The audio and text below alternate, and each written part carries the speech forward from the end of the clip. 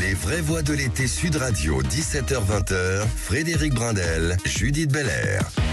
Et il faudra se le dire, nous ne sommes pas en vacances, vous n'êtes peut-être pas non plus en vacances, et nous allons parler emploi chaque mardi soir. Alors emploi estival quand même. Oui, un petit peu quand même. Un petit peu quand même. Nous avons de beaux invités ce soir pour aborder ce premier sujet. Oui, Frédéric. on parlera de reconversion, de formation, de pénurie saisonnière, d'attractivité, de commerce en Ile-de-France. Et pour en parler déjà sur les premiers thèmes, nous accueillons l'incontournable sur Sud Radio dès qu'on parle emploi. Jérôme Laverny, le directeur du réseau national Mission Emploi. Bonsoir, monsieur Emploi. Bonsoir, Judith. Bonsoir, Frédéric. Jérôme. Bernard Cohen-Haddad, président de la CPME Île-de-France et du think tank Étienne Marcel, lui aussi un habitué. Bonsoir, Bernard. Bonsoir, Judith. Bonsoir. Frédéric. Et puis nous parlerons, on reçoit tout de suite notre invité. Oui. Téléphone. Nous avons Stella qui nous appelle de Crampes dans les Hautes-Pyrénées. On connaît tous Crampes dans les Hautes-Pyrénées. Moi j'ai appris qu'il y avait une ville qui s'appelle Crampes ce soir. Vous êtes loin de Lourdes ou pas? Loin de Lourdes, loin du Tourmalet ou pas? Non. À 10 minutes du Tourmalet. Alors bon, Stella, vous êtes saisonnière et surtout ce qui est intéressant, c'est que vous avez deux jobs. Vous cumulez un job dans le tourisme dans la journée et le soir, vous faites de la restauration. Oui, exactement. Alors justement, sur ce sujet du changer d'air, on va commencer par vous, Stella. Vous qui êtes saisonnière, vous changez d'air régulièrement, vous faites deux boulots. Pourquoi? Et est-ce que vous n'avez pas envie de changer un peu de manière de faire, ou est-ce que finalement tout cela vous convient? Non, cela me convient. Ça, la journée et le soir, ça se goupille bien, on va dire. Dans la journée, je suis dans le tourisme au village de Gèdre, à côté de Gavarnie. Et le soir, je suis en restauration dans un restaurant à Lucin-Sauveur. D'accord. Et j'aime beaucoup parler avec les gens et tout ça. Donc pour le tourisme, moi, ça me convient très bien. Mais vous êtes saisonnière, donc ça veut dire que sur toute l'année, c'est ce rythme, ou vous rechangez à l'intérieur d'une année avec d'autres emplois? Non, du tout. Je suis encore étudiante, donc je fais juste les saisons estivales et les vacances en hiver. D'accord, donc votre métier, c'est pas d'être saisonnière, votre métier, c'est d'être étudiante. Exactement. Et dans quel domaine, les études? Dans l'agricole. D'accord, oui, c'est précis. Alors justement, pour réagir, Jérôme Laverny, justement sur ce changer d'air dont on parle là, et ces reconversions qui sont souvent inspirées par cette période estivale, ça pose forcément un problème aux patrons qui ont du mal à recruter. Comment est-ce qu'on fait pour accompagner ces employeurs justement dans la fidélisation des saisonniers pour que ça tourne mieux, quoi? Alors tout d'abord, les services publics ne le font pas assez et se déchargent bien volontiers sur les conditions matérielles avec lesquelles notamment il faudrait de façon relativement simple accompagner le recrutement de ces saisonniers en termes de mobilité et en termes d'hébergement. Tant qu'on n'aura pas résolu ces deux problématiques et laissant cette responsabilité aux seuls employeurs, eh bien ça continuera d'être difficile. Parce que ça, c'est un casse-tête. On imagine Stella qui est basée dans les Hautes-Pyrénées, ça va, mais après... c'est le casse-tête aussi pour l'employeur, parce que vous avez plein d'employeurs qui recruteraient bien volontiers les saisonniers et sur des postes véritablement très intéressants, très enrichissants, mais qui ne le peuvent pas parce que, à défaut d'hébergement sur la mobilité, on a quand même des tarifs de billets SNCF notamment qui sont complètement à l'ouest par rapport à cette nécessité complètement impérieuse. Par contre, je voulais revenir sur le témoignage de Stella qui, c'est une bonne étoile, Stella. Courageuse, voilà. Deux journées en une. Et drôlement édifiant à plusieurs égards. D'abord, il dit combien un emploi saisonnier, un job d'été, pour dire les choses clairement, peut être très riche d'expériences qui peuvent éclairer l'avenir et permettre de papillonner sur des secteurs professionnels, sur des jobs, en essayant d'en voir le contexte, de les toucher du doigt de la réalité. Et ça peut être très précieux. Le témoignage de Stella aussi dit autre chose. C'est que il y a peut-être une piste à explorer à l'avenir pour les entreprises et pour le public, peut-être, de l'hybridation de l'activité professionnelle. Il y a une jeune philosophe qui s'appelle Gabrielle Alperne, qui a écrit un ouvrage très intéressant qui ne touche pas simplement à l'activité professionnelle, qui s'appelle Tous sans tort et qui prône cette hybridation-là. Eh bien, il y a peut-être une piste à explorer sur le fait, peut-être de façon concomitante ou successive, en même temps ou successivement, comme le fait Stella, on fait des études, on fait une activité entre guillemets différentes à un autre moment. Oui. Ça, c'est très bien. Mais alors et surtout, il est peut-être temps pour les pouvoirs publics de revoir la copie du point de vue de l'esprit de l'orientation, qui jusqu'à présent se bornait à recueillir d'un candidat ce qu'il veut faire, ce qu'il aime faire. Or, pour vouloir, il faut connaître. Goûte d'abord, disaient les anciens.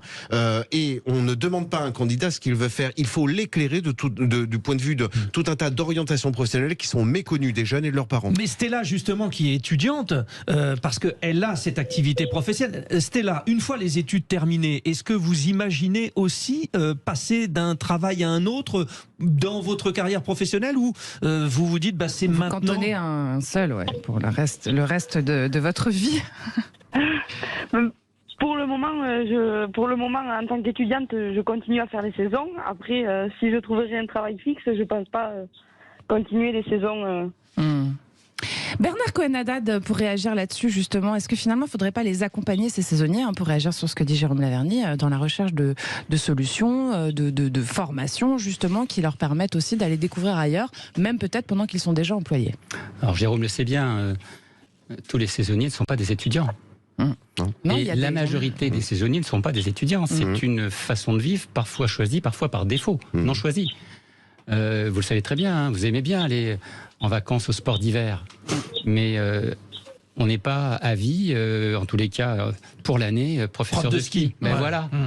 Et on n'est pas forcément dans certains métiers maître nageur sur une plage non plus.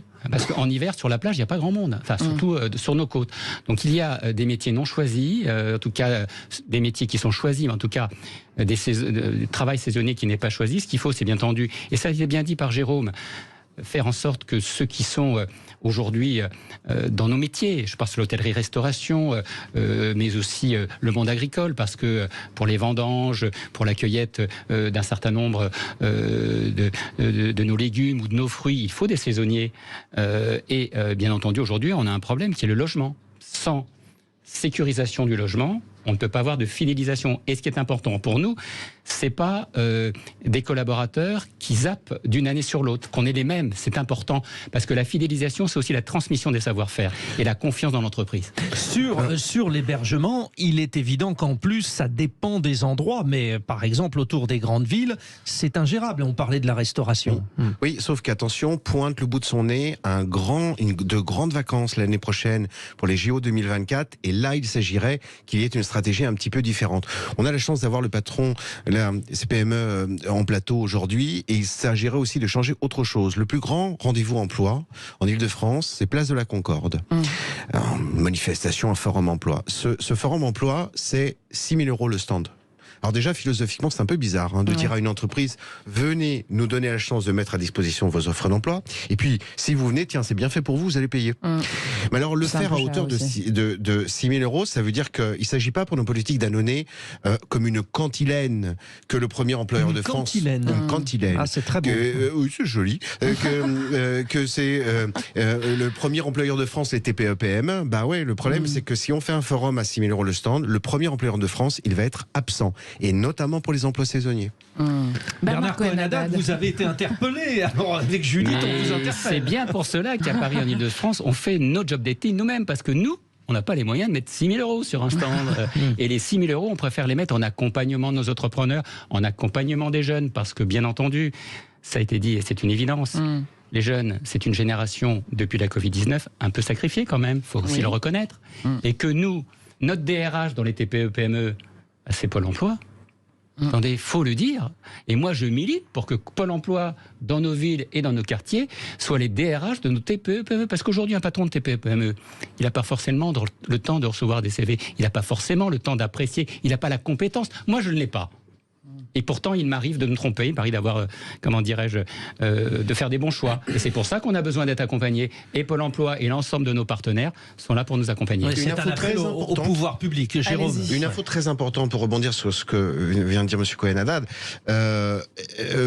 un apprenti peut commencer son apprentissage, non pas seulement en septembre quand on commence les cours, mais il peut le faire également en juillet, en août. Dès l'été, ça c'est important, très important. Et ça c'est super important pour nos jeunes auditeurs et leurs parents et pour de petits employeurs qui effectivement n'ont pas de DRH, parce que voilà un moyen très précieux, très intelligent et très constructif de mettre en place un job d'été qui soit déjà l'antichambre d'une formation. Stella, ça a été facile de trouver ces 2 jobs d'été pour vous ? Oui, moi c'était facile parce qu'en restauration, ils trouvent personne. Ah bah voilà. Juste quand même, le gouvernement il a adopté une feuille de route pour l'emploi des saisonniers pour la période 2023-2025. En l'occurrence, les maîtres mots c'est logement, formation et orientation. Et il débloque quand même une enveloppe de 10 millions d'euros pour ce fait. Est-ce que vous pensez que ça va changer quelque chose, le problème, c'est que dépenser n'est pas penser. Et on peut mettre sur la table une grosse enveloppe, mais so what, qu'est-ce qu'il va y avoir dans l'enveloppe? Qu'est-ce qu'on va en faire de l'enveloppe? Il ne faut pas que cette enveloppe, elle soit simplement une déclaration de bonne intention. Il faut qu'elle se traduise dans l'action par des choses qui soient... donc, mettre une enveloppe, mettre tel million d'euros avec des chiffres ronds qui arrondissent les angles, peut-être, oui, mais qu'est-ce qui va se passer réellement derrière? Qu'est-ce qu'on fait réellement derrière? Est-ce qu'on aide notamment des petits employeurs à pouvoir accompagner sur l'hébergement? C'est ça qui est précieux. C'est intéressant et on va continuer cet échange dans quelques instants. Alors justement, on va passer à un sujet aussi qui est important pour notre jeunesse, c'est l'apprentissage et la méthodologie de cet apprentissage qui est mis en place et très très valorisé par le gouvernement en ce moment. Restez avec nous, à tout de suite. Vous êtes bien sur Sud Radio, les vraies voix et l'emploi estival continuent avec nos 3 invités. Bernard Cohen-Haddad, le président de la CPME Île-de-France et du think tank Étienne Marcel est avec nous. Nous avons bien sûr l'incontournable spécialiste sur Sud Radio dès qu'on parle d'emploi, Jérôme Laverny, directeur du réseau national Mission Emploi. Et nous accueillons, alors si vous avez la chaîne YouTube Sud Radio, vous l'avez, il est avec son bel habit de lumière, Alain Fontaine, président de l'association française des maîtres restaurateurs et propriétaire du bistrot-restaurant Le Mesturet à Paris.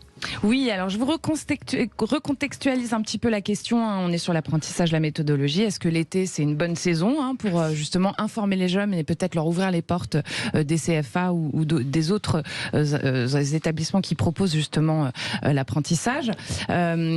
Vous dites, Jérôme Laverny, je fais un petit tour de table comme ça, qu'il y a quand même un problème de méthodologie dans l'attractivité qu'on donne à l'apprentissage. Et vous, Bernard Cohen-Haddad, vous m'avez quand même dit que, en fait, il n'y a jamais eu autant d'apprentis en 5 ans et que grâce en partie à l'engagement du gouvernement qui donne beaucoup de visibilité. Qui commence? Jérôme Laverny.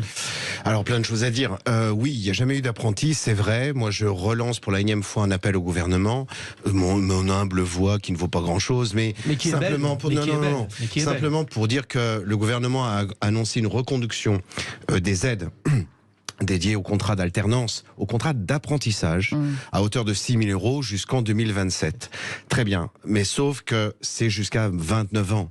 Et là, c'est complètement à côté, à mon sens, et à la fois du besoin des entreprises et à la fois du besoin du public. Et il eût été préférable, peut-être, de couper la poire et de ne pas aller jusqu'en 2027, mais de conduire ces aides également pour les plus de 29 ans. Parce que vous comprenez bien, pour tout le monde, en fait, pour tout le monde. Mais bien sûr, parce que vous comprenez bien. Apprenti à 40 ans, quoi. Mais bien sûr, voilà. Mais bien sûr, d'autant que nous sommes dans le contexte d'une réforme de retraite où il est question également de reconversion professionnelle. Et vous doutez bien une petite entreprise qui voit devant elle un candidat avec 6 000 € d'aide et un candidat sans aide, voilà, enfin, c'est un peu difficile de choisir l'un ou l'autre.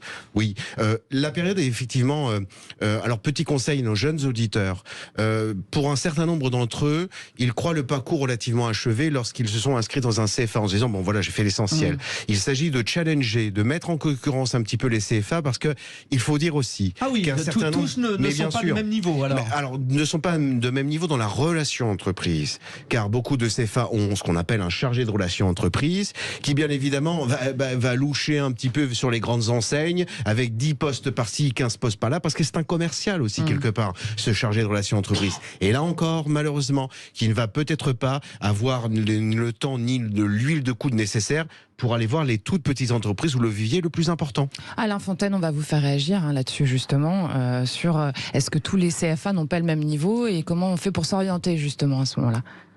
Alors les CFA n'ont effectivement pas le même niveau. Les CFA, il y en a beaucoup en France. L'apprentissage à la française est quelque chose de très important, est une exception, il faut le savoir. On a un très bel apprentissage en France. Pour autant, effectivement, tous les apprentissages ne sont pas de même qualité. Comment choisir ? Il faut choisir par bassin d'abord. Il faut choisir également par proximité de l'apprenti, parce qu'il y a le CFA, mais aussi il y a la proximité de l'apprenti, son lieu de résidence, son CFA et son lieu de travail. Nous sommes à Paris. Et vous avez des apprentis, ils peuvent pas travailler le soir de par la distance, l'éloignement. Les mobilités sont très importantes à Paris, on en a vraiment besoin. Et après, vous avez des CFA, effectivement. Alors, vous en avez qui sont dans le top 10, avec beaucoup de notoriété, avec beaucoup aussi d'ancienneté, que les professeurs recherchent, parce que c'est ça aussi, les professeurs recherchent à travailler dans ces CFA. Un ou deux noms comme ça, un ou deux CFA qui sortent du lot. Allez, allons-y. Je vais me faire des amis.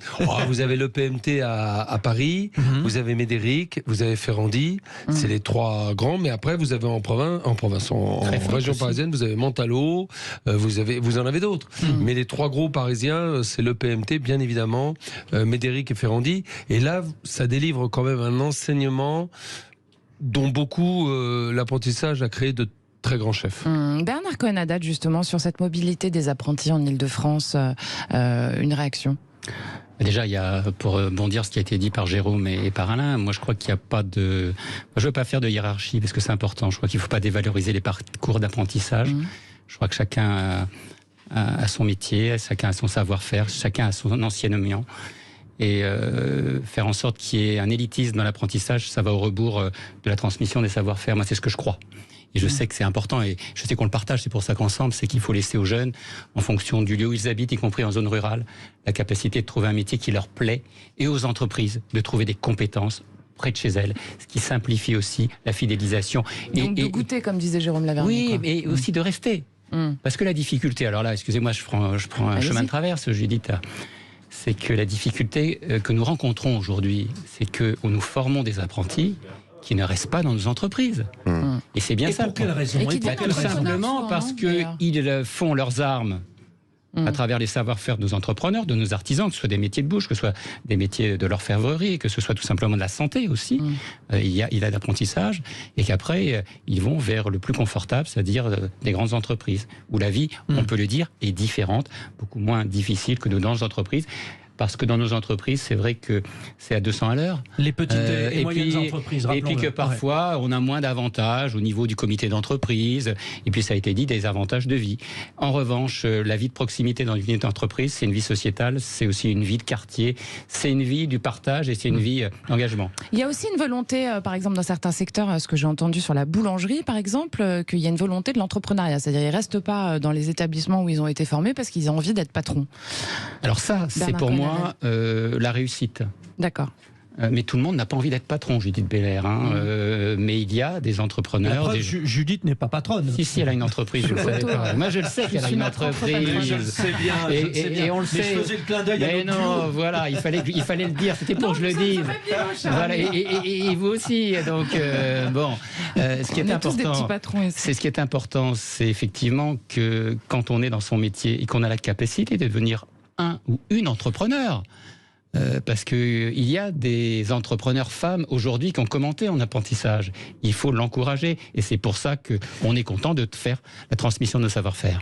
Jérôme Lavergne, ce qu'on vient d'entendre finalement, c'est le choix de vie. Est-ce qu'aujourd'hui elles peuvent rivaliser, les petites et moyennes entreprises, face à ces grandes entreprises et donc dans le choix de ces jeunes ou moins jeunes qui ont eu une formation ? Oui, elles peuvent rivaliser parce qu'elles ont parfois des contextes qui vont permettre à un apprenti d'apprendre beaucoup plus vite, de façon beaucoup plus polyvalente, parce que permettant de solliciter.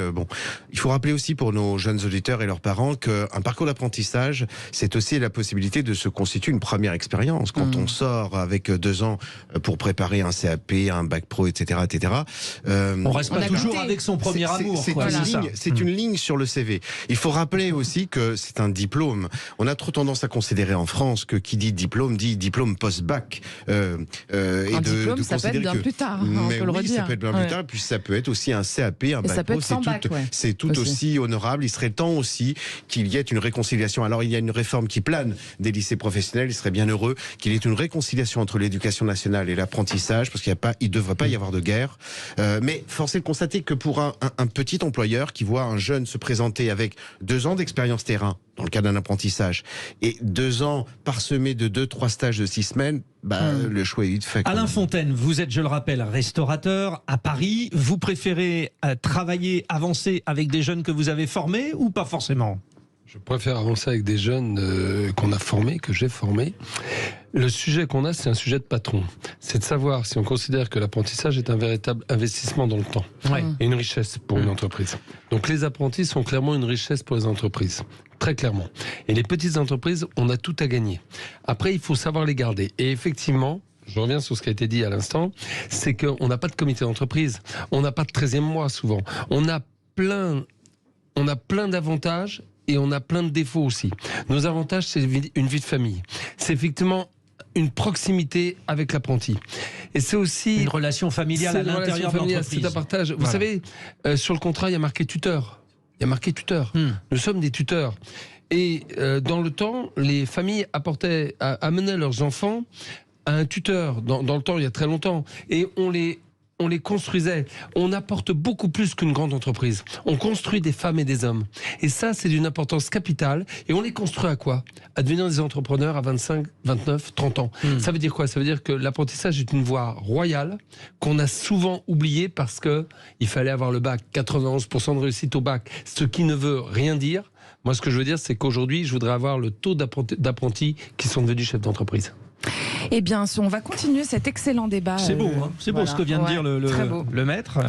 On va continuer justement dans la ligne de cet apprentissage sur la pénurie des salariés et puis évidemment sur la pénurie des salariés saisonniers. À tout de suite. Les vraies voix de l'été Sud Radio, 17h-20h, Frédéric Brindel, Judith Belair. C'est jamais évident, cette question de l'emploi. Qu'est-ce qu'on choisit? Vers où on va? Est-ce qu'on a fait le bon choix? Etc., etc. Pour vous éclairer, et c'est le principe de ce rendez-vous, Jérôme Laverny, directeur du réseau national Mission Emploi, Bernard Cohen-Haddad, président de la CPME Île-de-France et du think tank Étienne Marcel, et puis le maître restaurateur Alain Fontaine, président de l'association française des maîtres restaurateurs et propriétaires du bistrot restaurant Le Mesturé à Paris. Sans oublier Rodolphe Gélis, qui est directeur du parc d'attractions Nigloland, qu'on accueille. Bienvenue. Bienvenue. Alors, on refait une petite mise en contexte, justement, un petit point chiffre sur la saison estivale 2022 et la saison hivernale 2022-2023.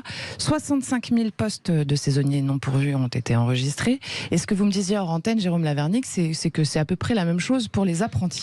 Alors, la même chose peut-être pas, mais il y a un problème. Il y a un problème, on ne le dit pas assez, et la transition avec notre partie précédente est parfaite, en ce sens qu'on ne dit pas assez que certains organismes de formation et certains CFA ont aussi des problèmes de recrutement pour leur classe. Donc ce problème de recrutement touche un petit peu tout le monde. Oui, par contre, c'est vrai qu'aujourd'hui, franchement, du point de vue de l'activité économique, il y a un problème de recrutement majeur en France. Oui. On peut le masquer, on peut Et ça date de quand? Est-ce qu'on a identifié? Et ça correspond à quel phénomène? Mais ça avait commencé bien avant le Covid. Alors on amplifie le Covid a compliqué certaines choses, c'est vrai. Mais je me revois faire ici une émission en alertant, notamment depuis, dans la perspective des JO 2024. Moi, je suis très inquiet pour les JO 2024, c'est-à-dire une grande nécessité de recrutement. Donc oui, on a des entreprises qui peuvent pas le dire à un micro, ont leur activité économique qui est mise en branle, mise en question par des problèmes de recrutement. Alors j'ai une question pour vous, Rodolphe Gélis, que vous êtes directeur, je rappelle, du parc d'attractions de Nigloland. Bienvenue déjà. Bonjour. On rappelle où c'est, peut-être, Nigloland? Alors c'est à côté de Troyes, dans l'Aube. C'est bien ça, Rodolphe? Exactement, c'est dans le Grand Est, à 2 heures de Paris. Alors vous avez investi 2 millions d'euros dans la construction de logements destinés aux saisonniers, et vous avez aussi prévu des indemnités kilométriques. Ce que vous dites en fait, c'est que au lieu de choisir les CV, ce sont les CV qui nous choisissent. Voilà, oui, c'est une petite punchline que j'ai sortie il y a quelques semaines, mais c'est malheureusement vrai. Alors je pense qu'on peut pas faire grand-chose pour aller à l'encontre de cette vague, de ce mouvement généralisé, qui est même pas français, mais qui est européen et même mondial, parce que je parle avec d'autres parcs d'attractions qui sont au niveau international, c'est très compliqué. Donc oui, les CV nous choisissent. Donc nous, on a choisi d'aller dans leur sens et de leur donner tous les avantages qu'ils demandaient. Est-ce que vous avez identifié la principale raison qui fait que les gens ne répondent pas à vos sollicitations ? Exactement, la principale, c'est la seule à laquelle on n'a pas pu répondre, c'est les horaires. Parce que évidemment en hôtellerie, vous avez dû en parler, on a des horaires le matin très tôt, puis après on coupe et puis on revient très tard le soir. Donc ça, c'est compliqué, mais en fait, la seule réponse qu'on a eue contre ça, c'est d'embaucher un peu plus de monde et de faire en sorte de donner soit que la matinée, soit l'après-midi. Voilà. Alain Fontaine, finalement, c'est ça peut-être une solution aussi pour les restaurateurs, c'est d'arrêter de faire travailler les gens en coupure, en l'occurrence. Tout à fait, ça commence à se mettre en place à peu près partout. Alors c'est compliqué parce que c'est un modèle économique qui est en jeu. Il y a un modèle économique de l'autre côté. Mais évidemment, stopper les coupures et puis la semaine de 4 jours également, de faire tourner des équipes. Il faut... la personne le dit fort bien, on a des horaires.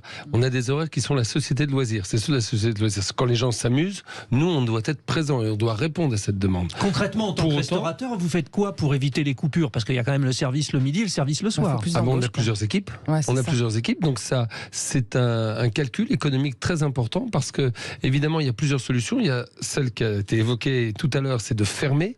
Et vous allez le voir d'ailleurs sur les villes balnéaires, là où vous allez en vacances, des restaurants qui font 90% de leur chiffre d'affaires pendant cette période, cette saison, eh bien ils vont fermer un jour ou deux parce qu'ils n'ont pas trouvé et que ce n'est pas possible de faire autrement. Et puis vous avez l'autre solution, c'est effectivement d'investir dans le personnel et dans les structures pour les accueillir. Voilà. Et il faut faire un équilibre économique. Alors les structures, c'est fantastique ce qu'il a dit, c'est effectivement le logement. Les saisonniers, on en parlera, c'est le logement, mais c'est fantastique. Bernard Cohen-Haddad, vous pensez donc que peut-être réaménager le temps de travail et proposer des logements, plus de mobilité, etc., c'est une solution ? Je pense que la réflexion sur le travail, Judith Belair, est fondamentale, surtout dans la vie, dans la relation au travail post-Covid. Alors moi, je suis un peu moins ancien que vous, Jérôme, mais moi je pense que la fracture, elle arrive avec la Covid quand même. Oui, c'est vrai qu'il y a une autre façon une autre relation au travail, il y a une autre relation à l'entreprise. Pour vous, ça change tout le Covid, c'est ça ? Complètement. Ouais. Ah oui, écoutez, 4% de télétravail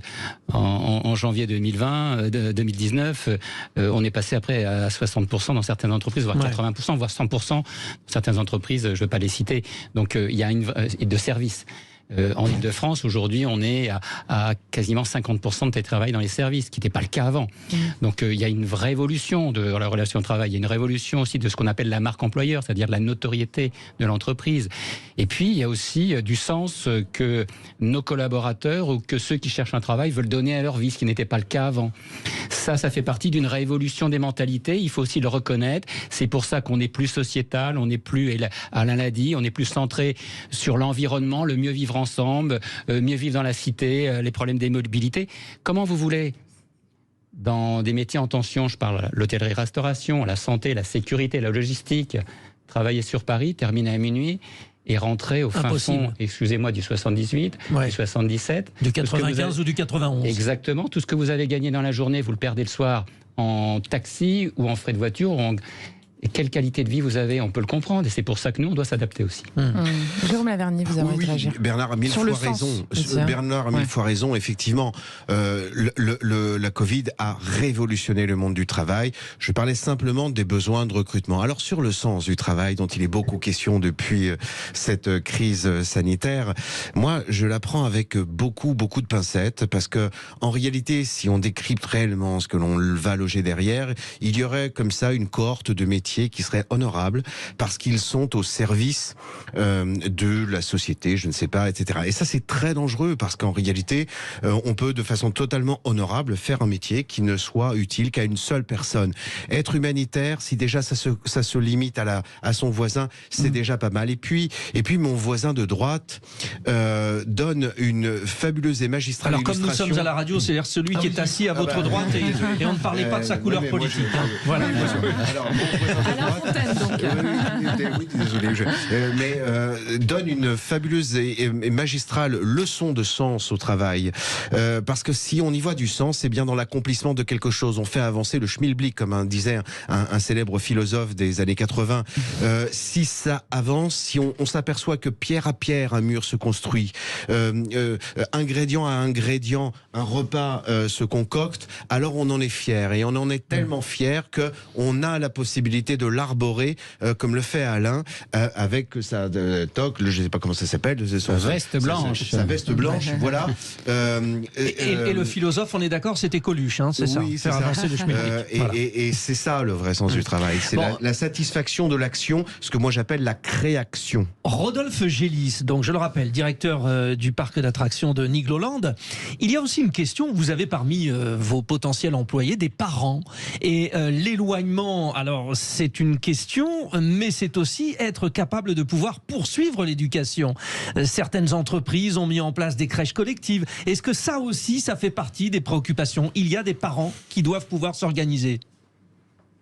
Effectivement, il y a des parents qui ont des besoins. On nous a souvent demandé des crèches, donc ça c'est, on va dire qu'on est une entreprise qui n'a pas une taille assez conséquente, mais on a mis en place avec la région Grand Est déjà aussi le fait, on a un bus tous les jours qui fait 3 Nigloland et puis Nigloland 3 le soir pour ramener. Donc ça aussi, c'est un petit peu l'inverse, c'est pour ramener les jeunes qui ont 16 ou 17 ans, qui travaillent dans le parc aussi en restauration d'hôtellerie pour leur permettre de se déplacer sans avoir besoin de leurs parents. Voilà, c'est un peu l'inverse.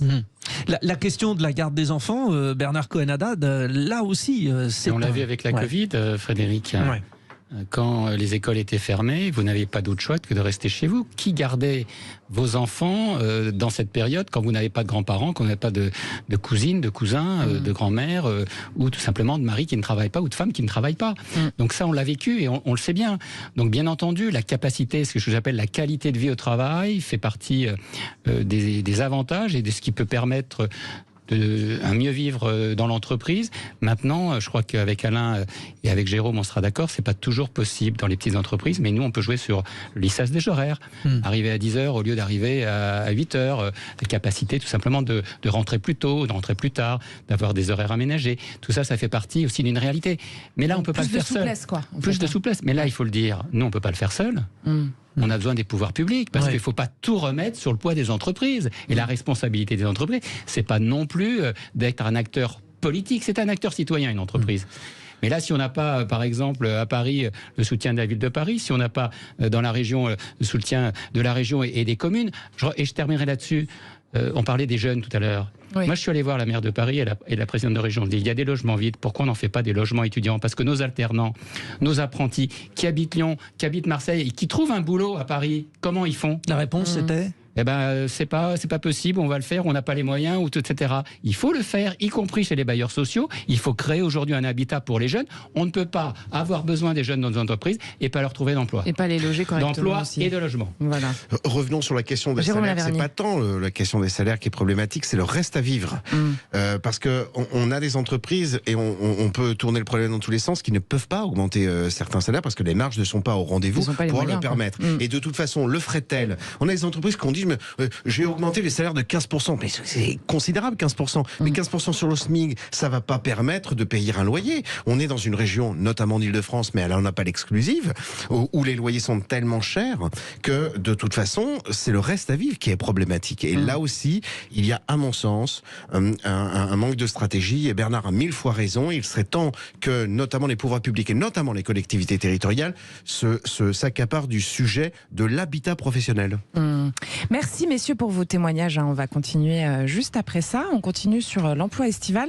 On va axer un petit peu plus sur l'Île-de-France, chers auditeurs. On va parler de l'attractivité de l'Île-de-France, surtout des différents commerces suite aux événements qu'on a connus, aux émeutes qui viennent de se produire. Est-ce que c'est sympa de monter à la capitale encore Je ne sais pas quel accent c'était, ça, mais... C'est le belge. Ah, d'accord. Ouais. Bah, Mais voilà. le belge du Sud. On descend à la capitale quand on est belge.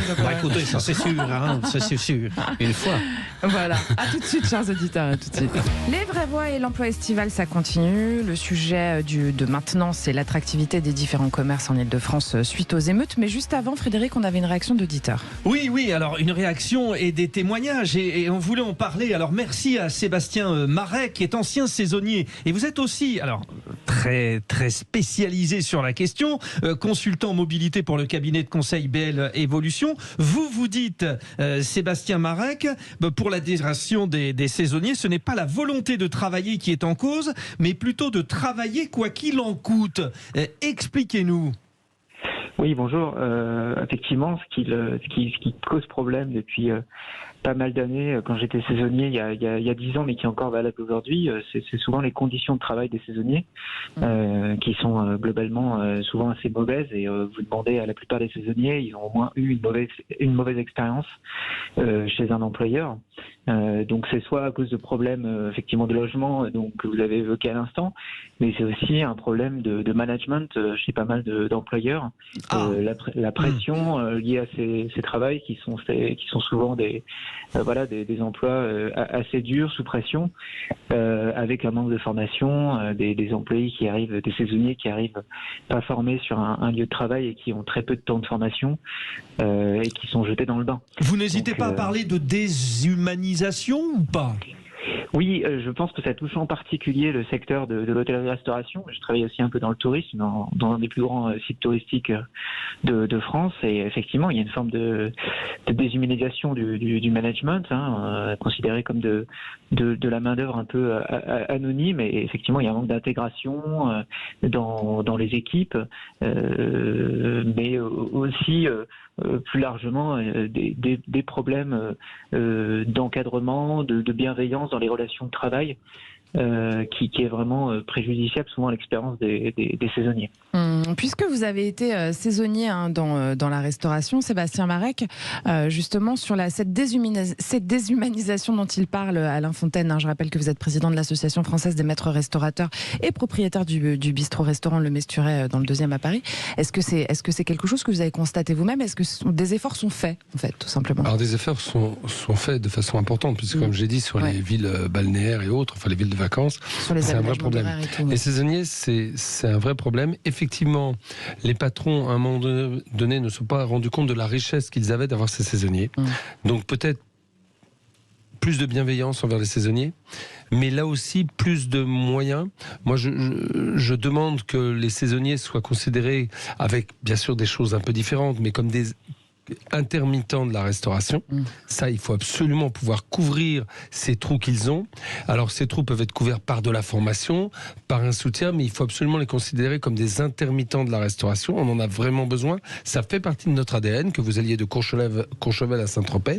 Et puis, il faut pouvoir effectivement les loger. Et ça, c'est un problème que Bernard parlait. C'est effectivement un problème des municipalités, des départements et des régions. S'ils veulent garder l'attractivité de leur ville et de leur région, il va falloir loger ces saisonniers et loger, comme en Angleterre, ça s'appelle des staff house. Moi, j'ai travaillé en Angleterre, j'étais logé. Sébastien Marek, ça peut tenir à quoi ? À une prise de conscience, à peut-être une protection supplémentaire à disposition de ces saisonniers ?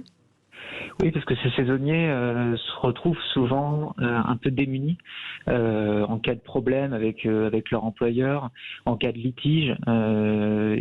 C'est, je pense, particulièrement le cas dans l'hôtellerie-restauration, qui a mis beaucoup de temps à évoluer. Il y a vraiment des problèmes un peu d'autoritarisme, de sexisme aussi. J'ai vu des choses en cuisine qui sont qui sont un peu des situations d'humiliation pour des apprentis ou des saisonniers.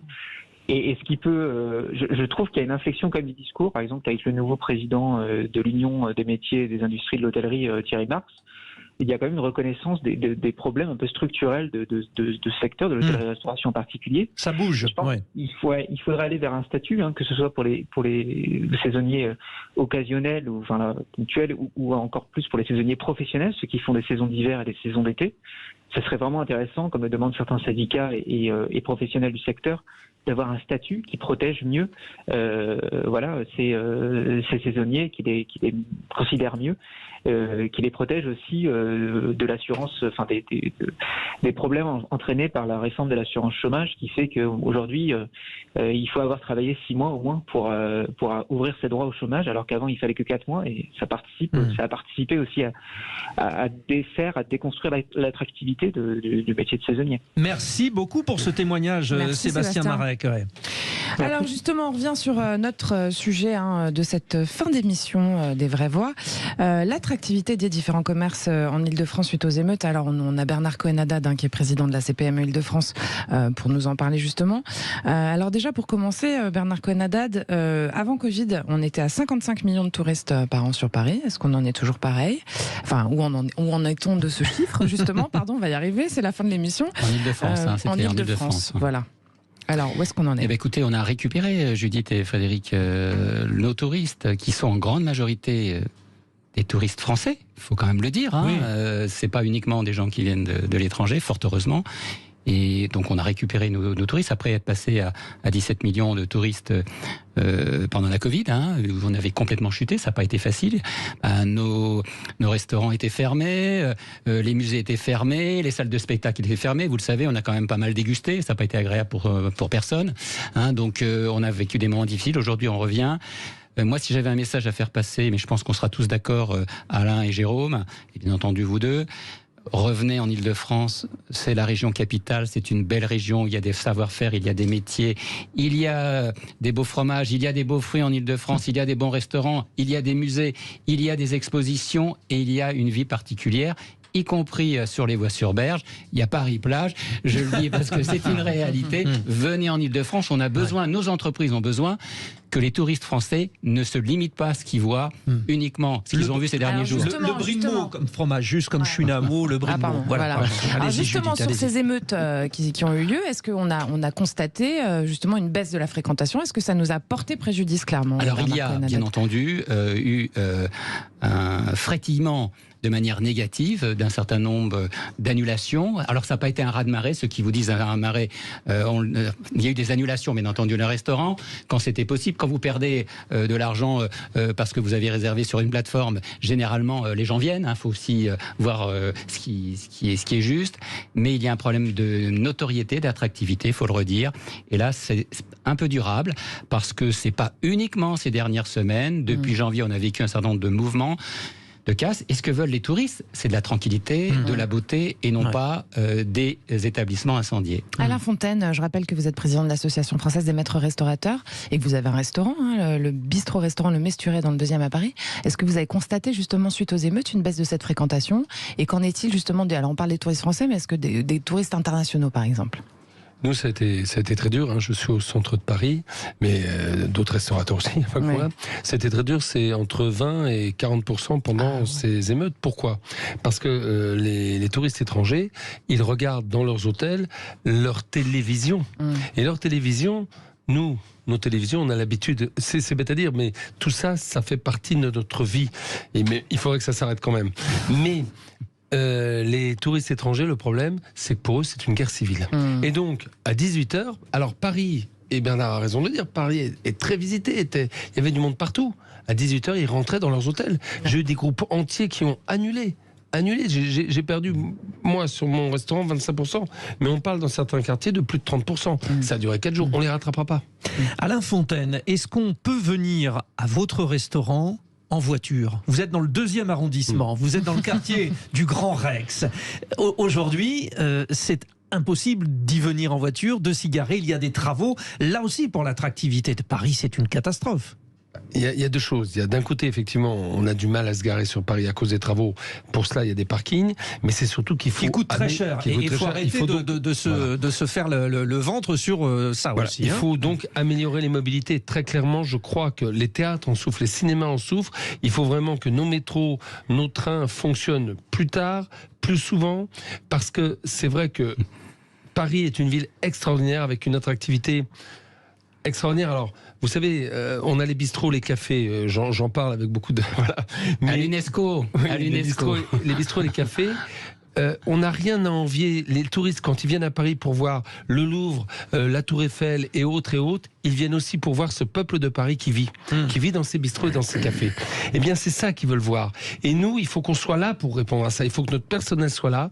Il faut que nos établissements restent ouverts. Ils ne peuvent rester ouverts que si la région, la ville leur donne les moyens en les sécurisant. Donc on peut pas avoir les événements, c'est pas possible de continuer comme ça. Ça fait, je le dis avec un peu d'émotion, mais ça fait trop longtemps que ça dure. Nous, ça dure depuis les attentats. Et puis, sécuriser d'une part, et de l'autre côté, donner la possibilité à tous de pouvoir bouger sans parler effectivement de travaux, de se garer. On doit pouvoir rentrer à Paris et sortir de Paris sans problème. Et s'y garer sans se faire zigouiller. Sans se prendre des amendes toutes les 5 minutes. Parce que moi, je prends des amendes en scooter, hein, je tiens à le dire, j'en prends énormément en ce moment. Jérôme Laverny, le mot de la fin. Pour toutes ces raisons-là, il serait précieux que comme au lendemain ou en marge d'attentats ou de catastrophes de je ne sais quelle nature ou de conflits diplomatiques, il est de bon ton dans la classe politique de constituer une union sacrée.